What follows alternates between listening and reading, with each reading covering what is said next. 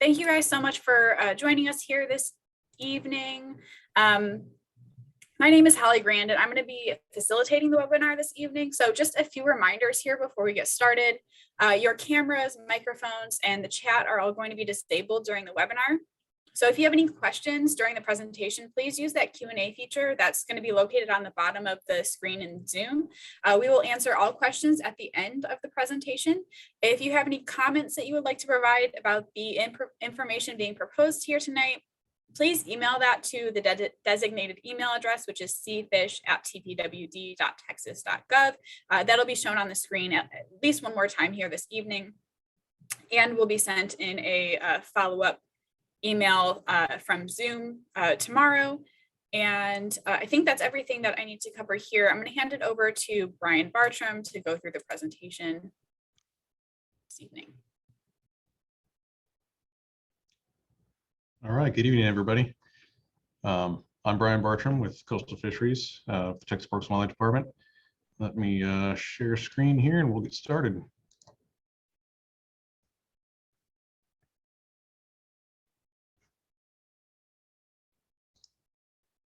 Okay.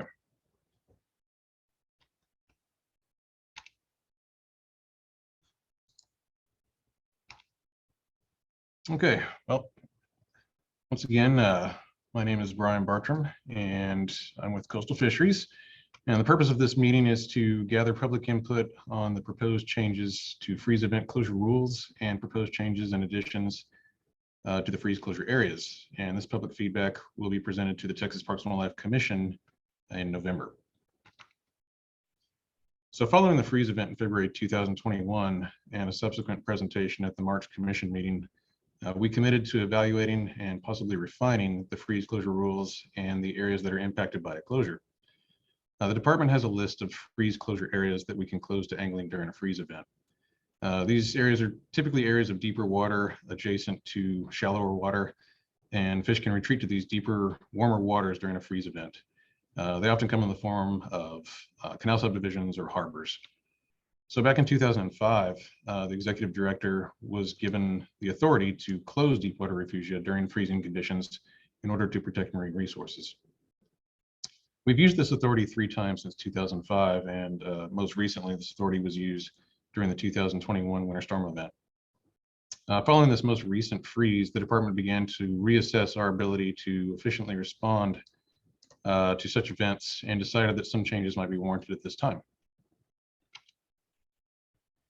This picture was taken Saturday, February 20th, following the freeze event, and this is the Bahia Grande pilot channel in the lower Laguna Madre. And you can see that anglers do indeed target fish that stack up in these areas. So these changes that we're proposing include clarifying the definition of an affected area. And this proposed language gives us the ability to include other areas that will serve as a thermal refuge, but do not necessarily have bank access. Currently, the definition limits closure areas to sites that have bank access. We're looking to clarify the language used to define a freeze, and this will be detailed on the next slide. We're proposing language that will allow the executive director to notify the public of forthcoming closures in anticipation of a freeze rather than after a freeze has occurred.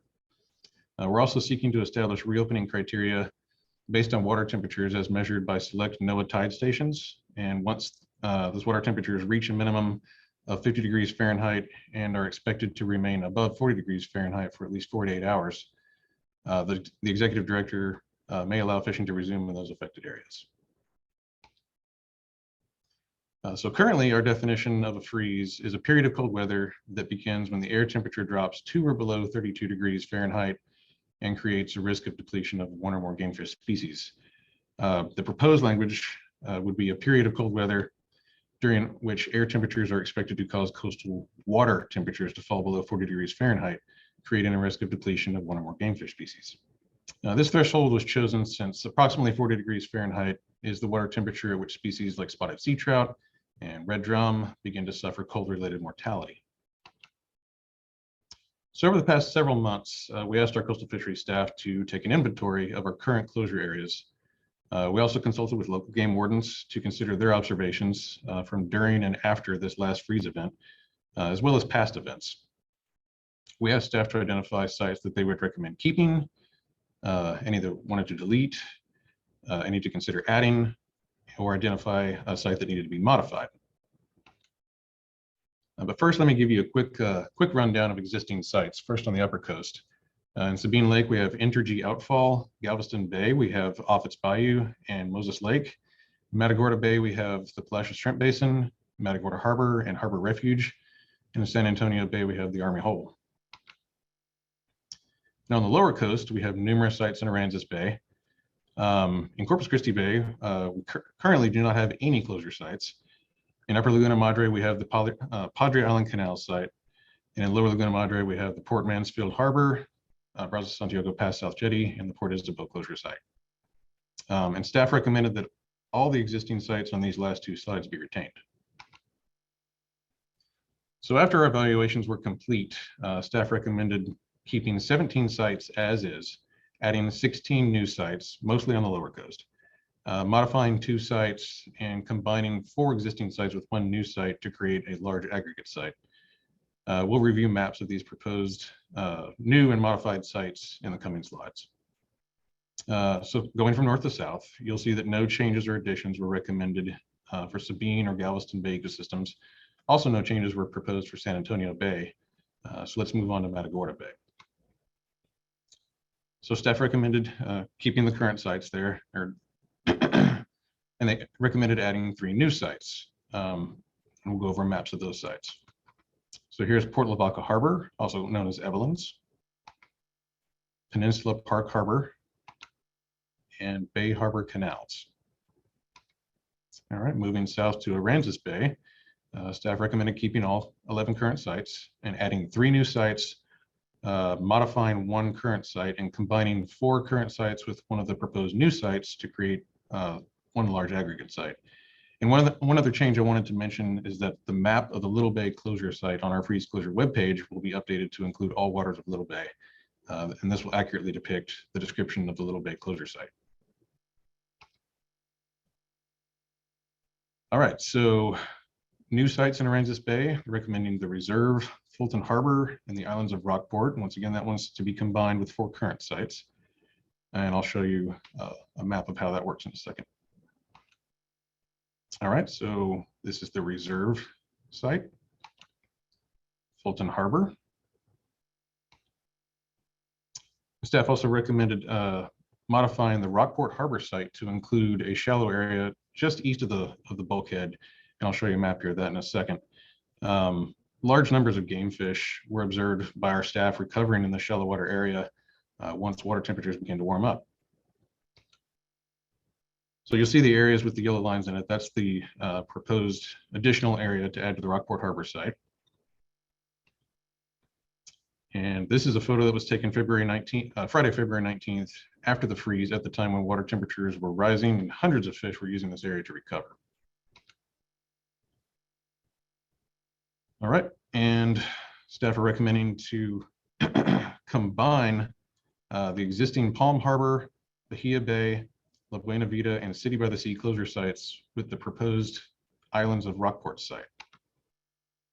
Here's the map to explain that. So the existing sites are in yellow there, and we would like to add the islands of Rockport to this area to create the Redfish Bay subdivisions closure area. Combining these would simplify notification and enforcement of a closure in these canal subdivisions. All right, moving south to Corpus Christi Bay system.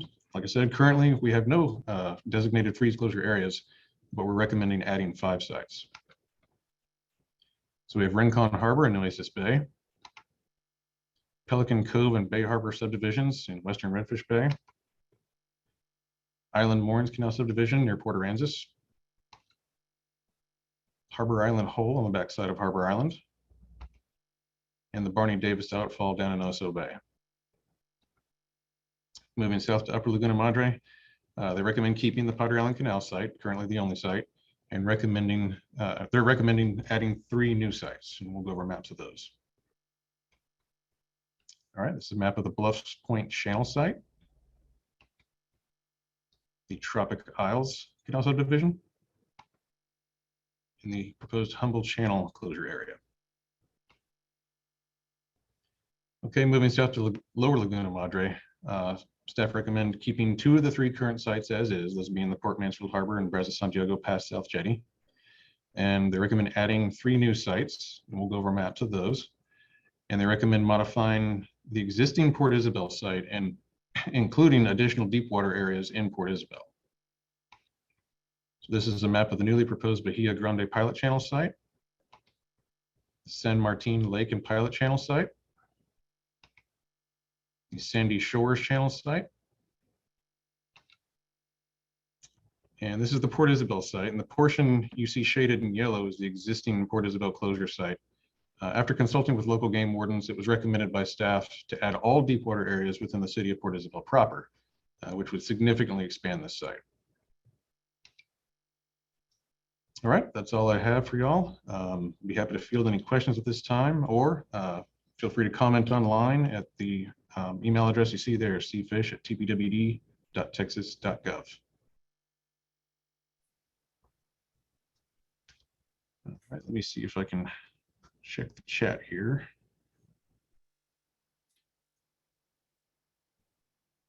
Brian, there are currently no questions in the Q&A. Okay. All right.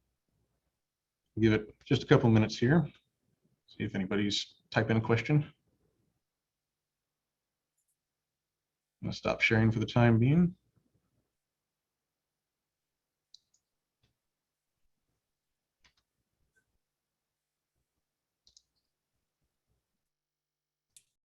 Okay, I see one in the chat saying, did you mention any changes to the Little Bay site? As that site is described, it includes the map that you would see on our public page would show the canals to the east of all that canal subdivision.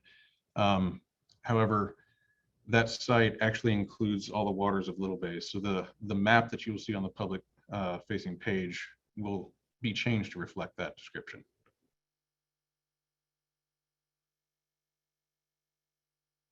We do have a question in the Q&A, Brian. This is a good job, Brian. Thank you. Did staff have any discussions about East Matagorda Bay? And Leslie may want to weigh in on that too.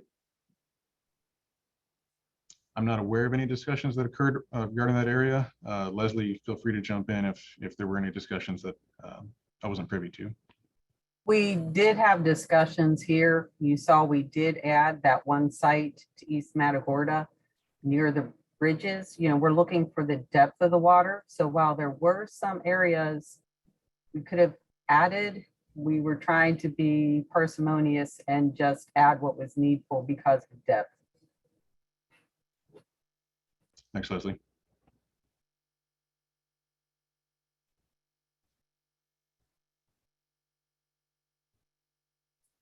Okay. I will add one thing. We did, when we were going through and looking at these, we really leaned heavily on the local ecosystem leaders to have conversations with their local law enforcement and kind of put their heads together and identify these sites within the individual bay systems.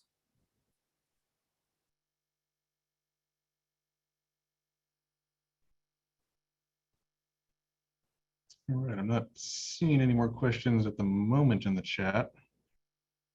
Give it a little bit longer.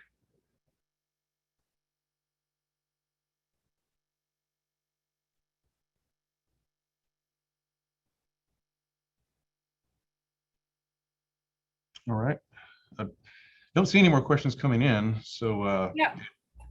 While just for another minute or two while we're waiting to see if anything else is coming in, I did just want to, as a reminder, this meeting was being recorded. It'll be up online if you'd like to share it later on the Parks and Wildlife Education YouTube page. I'll see if I can get a link set up in the email that's going to come from Zoom later too. If you guys think of anything else, any other comments you want to get over to us, remember to email that CFish email address, and that again will be linked in that email from Zoom coming over tomorrow as well. So just keep an eye out for that. And I'm still not seeing anything. So if you guys are good to call it here, we can go ahead and wrap up. all right. Thank you everybody for attending. Thank you guys.